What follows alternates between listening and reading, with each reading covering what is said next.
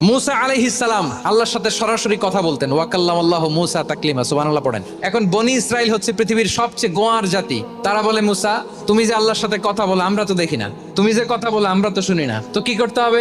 বনি ইসরাইল বলে, আমাদের মধ্য থেকে 70 জন নিয়ে যাইতে হবে তুর পাহাড়ে। ওরা আয়েশা যদি কয় হয় আমরা শুনছি তাহলে বিশ্বাস করব। কত বড় ডাকাত দেখছেন বনি ইসরাইল। এদের চেয়ে গোয়ার জাতি নাই। এত গোয়ার তুমি করেছো মুসা আলাইহিস সালামের সাথে। তুমি যে আল্লাহর সাথে কথা বলো আমরা তো দেখি, কি করব? 70 জন আমাদের বন্ধু বান্ধব যে যদি দেখে তারা বললে ওকে আস, 70 জন আস। 70 জন নিয়ে গেল।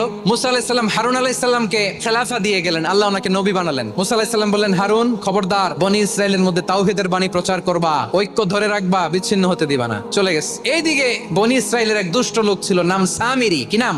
সামিরি। সে সবাইরে বললো তোমাদের স্বর্ণগুলো ফালাও। স্বর্ণগুলো ফেললো, বনি ইসরাইলের স্বর্ণগুলোকে গলিয়ে সে একটা গরুর বাচ্চা বানালো, গোবৎস। দেখেন গরুর পূজা কিভাবে শুরু হয় পৃথিবীতে প্রথম। সে স্বর্ণ গলিয়ে গরুর বাচ্চা